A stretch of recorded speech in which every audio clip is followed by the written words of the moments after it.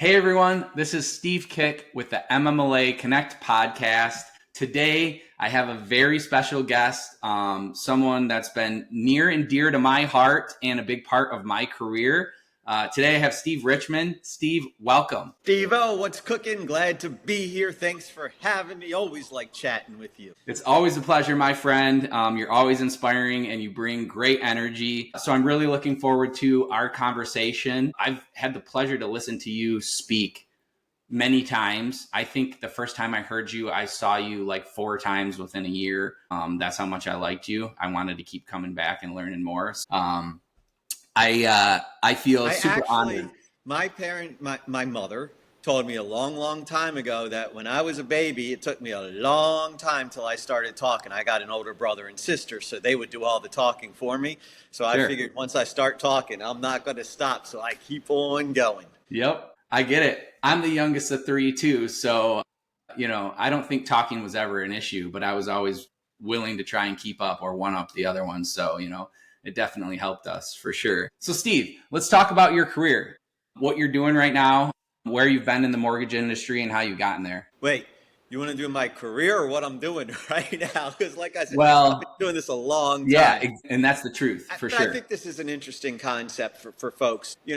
I started out of school. I'm an attorney, so I was doing legal work. I was a courtroom attorney walking into court every single day. And you know what I was doing? I was hating my life. I was not enjoying what I was doing. And I had a buddy, and he had a mortgage company. And he said to me, and this was, I'll tell you when this was 1996. So I was doing this, I was in mortgages in the 1900s. It was 1995 when I talked to him. I joined him in 96. He says, "You don't like being a lawyer, do you?" "No, I don't like being a lawyer." He goes, "You could sell anything to anybody. Do mortgages. How much money do you make?" I said, "I make this amount of money." He goes, "Here's a 10% raise," and slid it. He goes, slid it right across the desk. He goes, "Guarantee you'll make at least 10% more doing mortgages than you will at law next year." I said, "Okay." Ended up working there for years, grew the company, was basically running the front end of the company. He was running the back end of the company, and that's what we were doing. And then he was a private money guy, and things started to get a little bit tighter. So he was like, uh-oh. And so he sort of said, "Okay, you know what? I think I'm good in the mortgage industry right now." So we backed out of that. And then I went in and I started doing some training because I like training the LOs. I like that a lot. And then I went on and I was doing a trainer for myself to people. And then I worked with a negotiations company. If you ever heard of a guy named Ron Shapiro? Yeah, I've heard that name. Yep. So have you? I'm not sure. I'm not sure you're patronizing and saying yes. So I'll tell you who he is, but it's okay. Sounds familiar is what I'm saying. He's a sports agent, and he had Cal Ripken, Eddie Murray, Kirby Puckett. He's got more Hall of Fame baseball players than any other agent ever. And he created a book called The Power of Nice: How to Negotiate So Everybody Wins. So he was from Baltimore. I was from Baltimore. I sent him a letter. I said, "I want to go train your book all across this country." He said, "Let's go do that." And I became a negotiations trainer for him. After that time, I was doing that for a while, really enjoyed it. I'll come back to that. Then I had a fraternity brother of mine that was working for this company. Maybe you've heard of it. It was called GE Mortgage Insurance. Then it became Genworth. Now it's Enact. So he calls me up and goes, "Dude, you got to move to North Carolina. There's a job here. They're looking for a trainer with mortgage experience, legal experience, understands RESPA, and enjoys speaking in front of crowds as a consultant. You got anybody?" I'm like, boom. I mean, the sweet manna from heaven. That's exactly, my bailiwick. So in 2002, I moved down to North Carolina and I joined GE Mortgage Insurance, and then it became Genworth and it became Enact. And I became their national spokesperson, speaking at events, speaking at association events, company sales meetings, things of that nature. Did that. Really loved it. And now here I am. This is my anniversary. Today is my anniversary of 3 years out on my own doing this. I saw that. I was looking at your LinkedIn, and it's pretty cool when you can see people take the leap of faith into, 100% self-employed entrepreneurship. So congratulations on that. It was a leap. I'm still looking for, do you have the faith? Waiting for the other foot to drop. We can laugh about it, but we're crying inside, right, Steve? Oh, I'm not crying inside, but there is something about getting that steady pay. I had a steady W-2 paycheck since 1992 until 3 years ago. And some weeks I'm like, this is a great week. And some weeks I'm going, what? So I'm not saying it's better or worse, but it's definitely different. Yeah, for sure. Being 100% LO, I've had the joy of, knowing what that's basically like, and the career's been steady enough in volume wise that it's been pretty good, but we've had some highs and some lows peaked in there. So I just wanted to say congratulations on, going out on your own, because I know that it's a big deal, and it is you're walking through that fear of failure. And that's why a lot of people don't take the leap. So congratulations. The ADD kicked in. That's why I was just moving my screen, because it was over here and it looked like there was a thing like pointing at my head, like boom. What is that thing pointing at my head? So that's a fan, everybody. I know your pain, man, for sure. So this is going to be a good, fun conversation. I can tell. So yeah, I mean, you've been around the mortgage industry for a really long time, Steve, and that's how I met you, was when you were with Genworth, and you talked to me and talked to the group that we were discussing, and you had a term at the time. I want to circle back to this because it's currently on my LinkedIn profile. Do you remember it? The Sherpa, mortgage Sherpa? I was going to say it's probably Sherpa or translationship. Those are the two words that I'm most known for. Yep. And I changed my name to Mortgage Sherpa instead of Mortgage Loan Originator a few years back. And partly it was to, drum up some questions of what does that mean? But also because I truly feel like the more you're in this business and the longer you do it, the more you become a Sherpa, or Sherpa-like for people in the industry. Can you explain that term and what you talked about when you gave that speech? Well, since you're the one who's the Sherpa, shouldn't you be telling people what it is? No, I would not be able to do it justice, to be honest with you. So basically what a Sherpa is the person that helps you climb up the mountain, right? So if you're sitting there and you're going to the highest mountain in the world, and all of a sudden, and it's freezing and who's carrying your backpack? Who knows the trail? Who knows the terrain? Who can understand when they hear a little crackling in the distance that a avalanche is coming, right? That's a Sherpa. That's what they do. They get you from point A to point B. And that is what mortgage people, loan originators, loan officers, I used to say, hey, what do you want to be? You want to be a loan originator? No, I don't want to be an originator. I don't want somebody who's going to originate and not see me through the entire thing. It's not just being originating, it's going through the whole thing. You want to be a loan officer? Well, what do you hear when you hear loan officer? Officer, yes, officer. I'm sorry I was speeding, officer, right? It's that authority. And as a loan officer, that's not what we're trying to do, is have that sense of authority. So really what we're trying to do is be the mortgage Sherpa, where we are ferrying the person across the terrain to be able to get to the peak of the mountain, the closing, to be the home ownership. But what I love talking about is, but the Sherpa doesn't just get you, and the originator will just get you there. The loan officer will just get you to closing. But what the Sherpa does is they also help you. The journey's not over. You still have to go back down the mountain once you're at the top. And if you're a true mortgage Sherpa, you're somebody there for the long-term relationship. You're not just there to get them to closing and then say, I'm done with you. So that's my concept of mortgage Sherpa. Yeah, and I agree so much with that. There's so many things, and when you want to be a loan officer for life, you're talking to people about things that they're doing maybe even 10 steps down the road, right? You might be buying a house now, but is that house going to be a rental house down the road? Are you going to sell it and use the proceeds? You're really coaching them through what their best financial plan is, not just within this time frame of 30 days from app to close, right? So I think that's so important, and the reason why I chose to change my name to Sherpa, because I do agree with you in that sense. And what's going to happen? They're going to buy another house at some point, so you're going to be on the journey for them to do that. Yep. Rates are going to go up. Rates are going to come down. They might need to have a refi. Their credit cards are really high. You're going on the entire financial home ownership journey with the person. You're not just getting them in the house, turning the door, closing the door, turning the key, and walking away. Yep. And that's made all the difference too, right? People keep coming back and they keep telling their friends, because if you do a good job for one person and you do a good enough job, they tell their friends and family about it. Well, it's funny you mentioned that. So the house that I'm in right now, this is about the 4-year anniversary of being in this house. I think it was about 2 weeks ago, but close enough, okay? So this woman named Stacy, who's a wonderful real estate agent, she was our real estate agent. And I can be a bit of a smart aleck at times. I'm like, oh, look at this. No way. No way. I'm like, this has been pretty easy for you.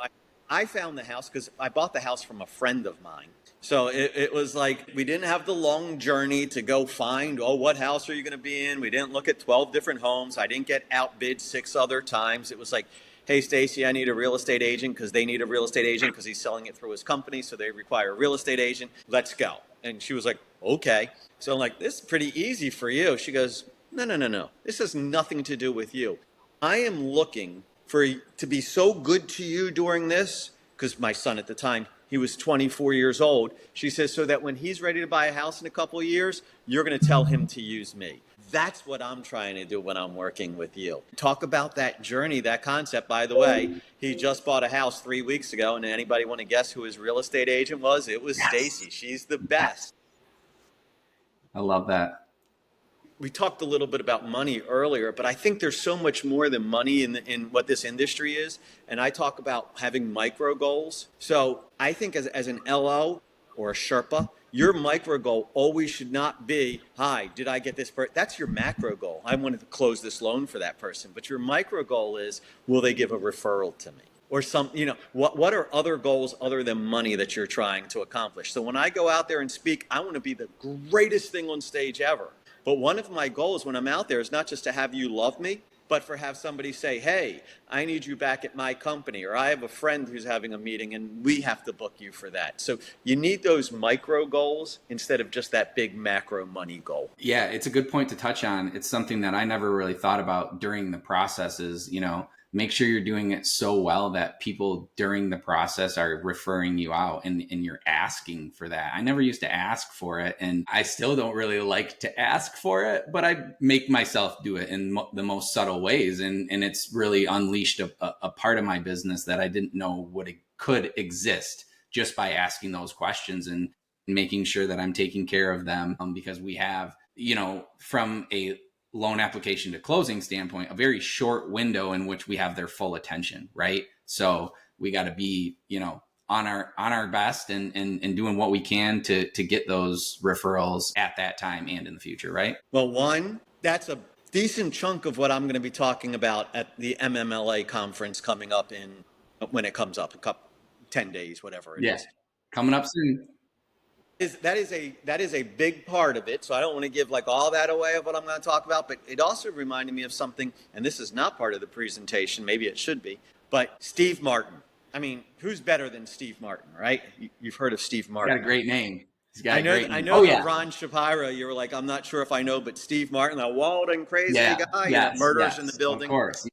So comedian. He says, one of his quotes, there's a book called Born Standing Up. Phenomenal book. Really loved. It's his autobiography. Really enjoyed reading it. And his belief and his quote has always been, be so good that they can't ignore you. I mean, there's your mic drop, right? Be so good that they can't ignore you.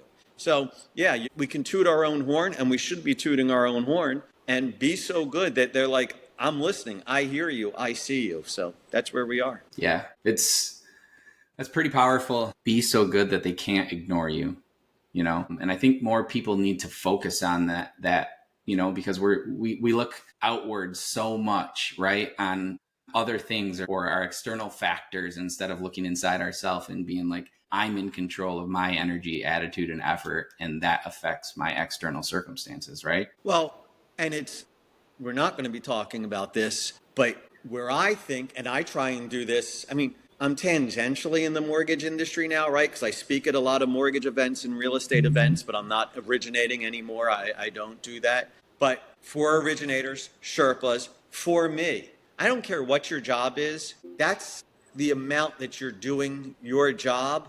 That's the amount that brings you the relationship and the referrals and the other business, right? My expectation is that you're going to close the loan for me. My expectation is that you're going to be a great speaker and I'm going to learn something.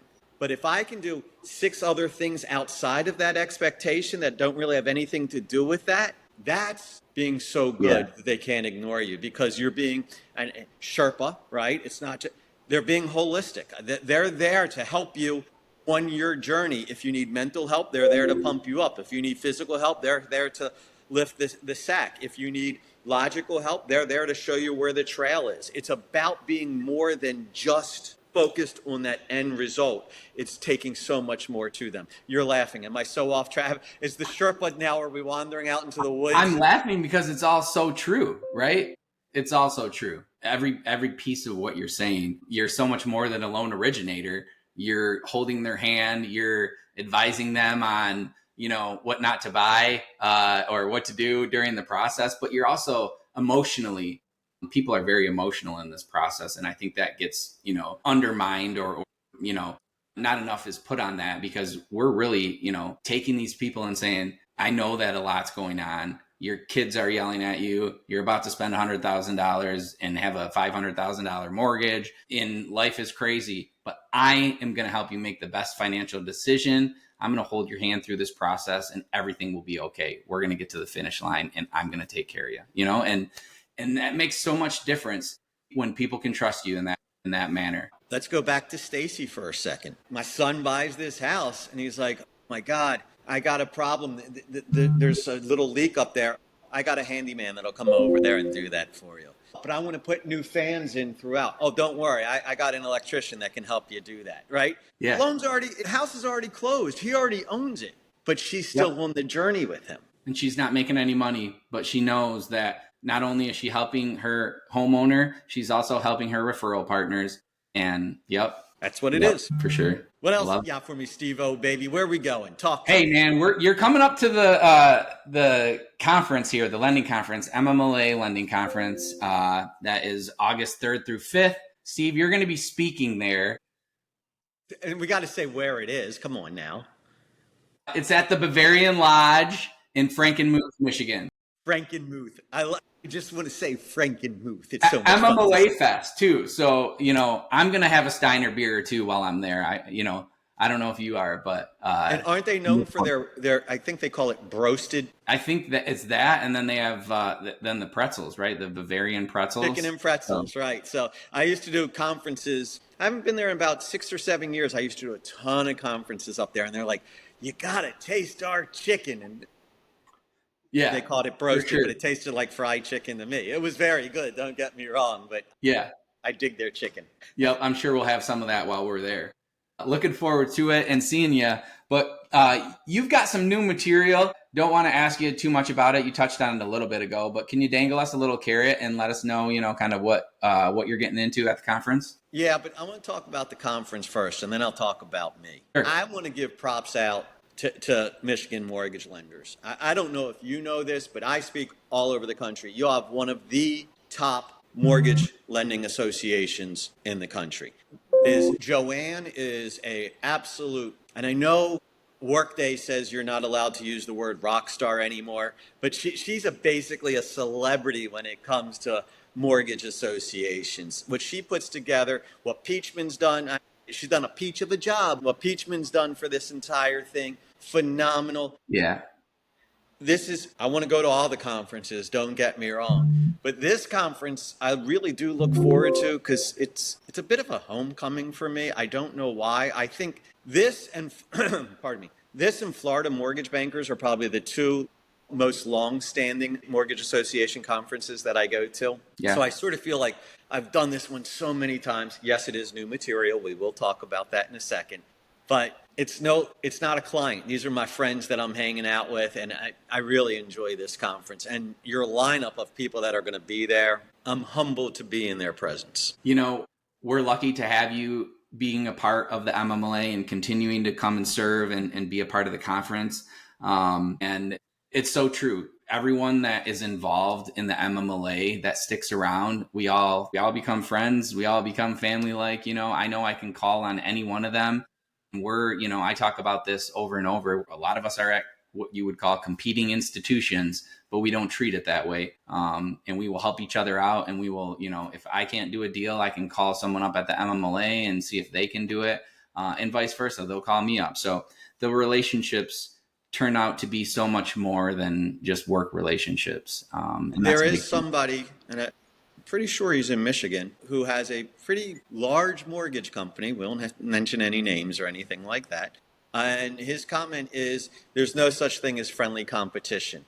And I just couldn't disagree more. I learn more from my competition, from being friends with them, communicating with them, and working with them, than I do trying to fight with them.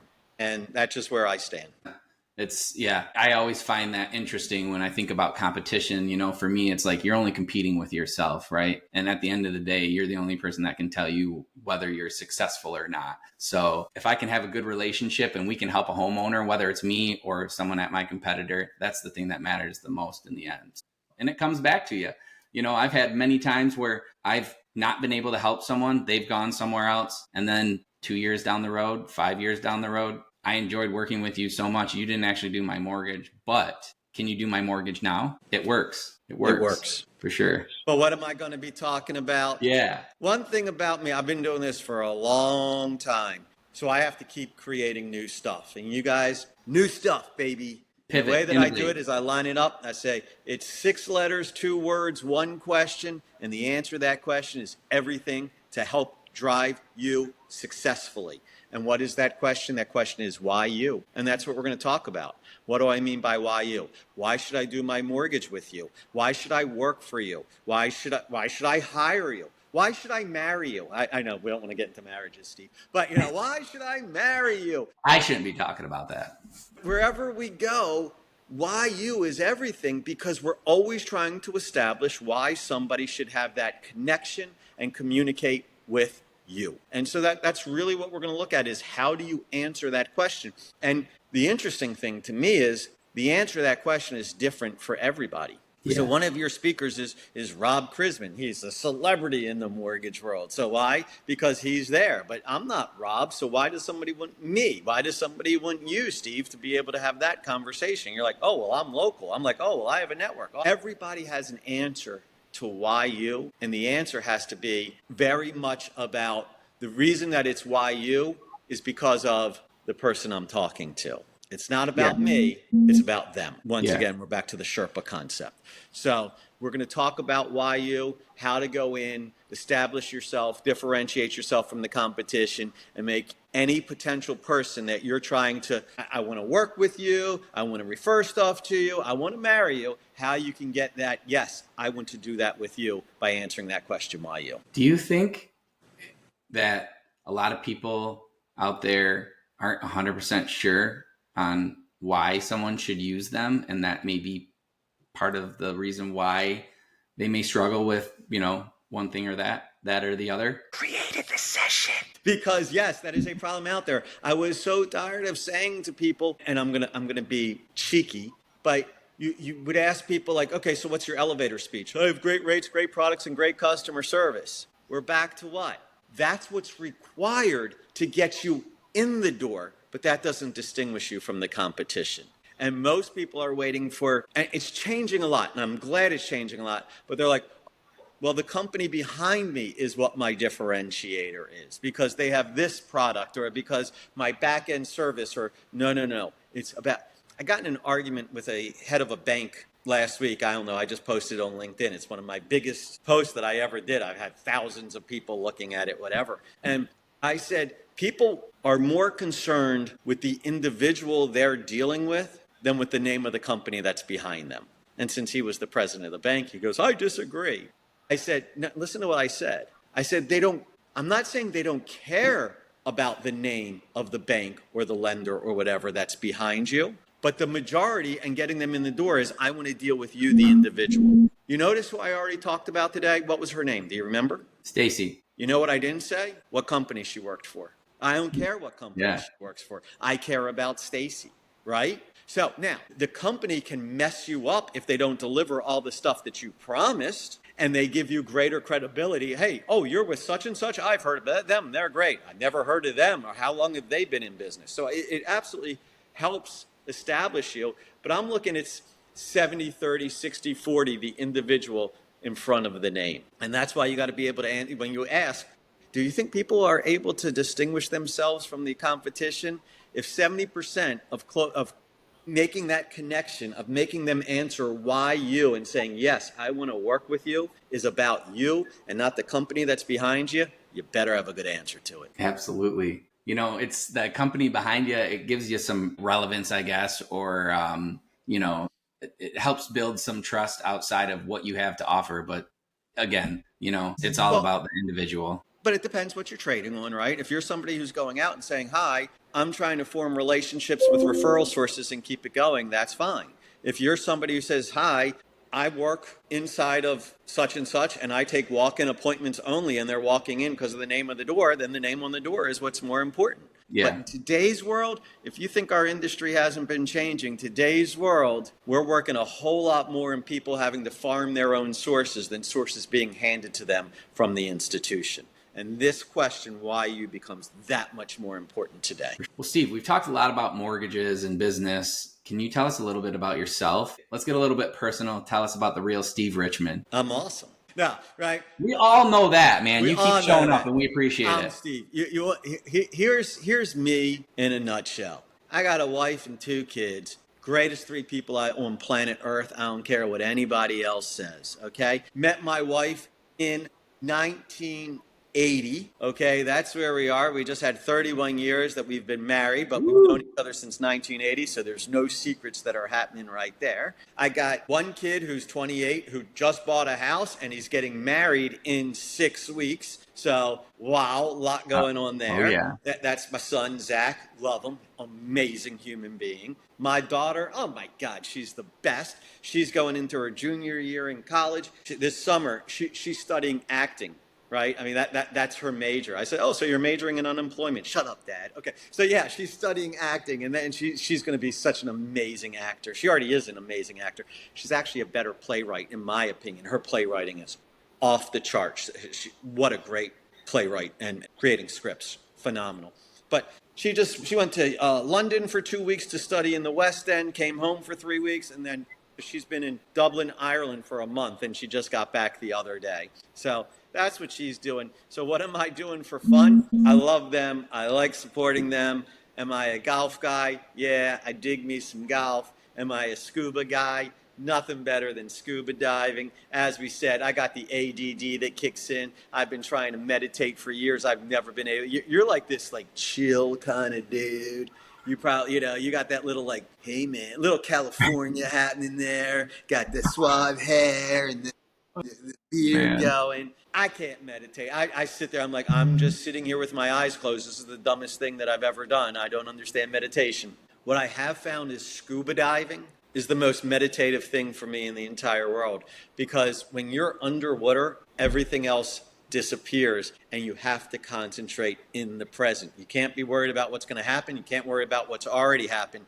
You are just focused right there in everything that's in front of you, and the other senses are gone. And that is my meditative place, is 40, 50, 60, 100 feet under the water hanging with the fishes. I love that. Hey, and I got to tell you, my intro to meditation was yoga. So if you think about going to like a hot yoga class and you're sweating like crazy and you're trying to stand on one leg and put your body, in ways that it's never moved, you're focusing on one thing and one thing only, and that's meditation. So if you want to try it, I don't know if you've ever done yoga, but it's good stuff, man. Okay, so one of the places that I've cut my teeth on in the industry as a speaker is everybody's like, oh, you always have great apps. DoYogaWithMe.com. If you go to DoYogaWithMe.com, you get to pick your level. It's online. It'll be an online course for you to take. You could say, okay, I want 30 minutes. I want it as beginner status, boom, boom, boom. I want this kind of an instructor, and I want to concentrate on my core or my balance or stretching, and they will create programs for you. That's DoYogaWithMe.com.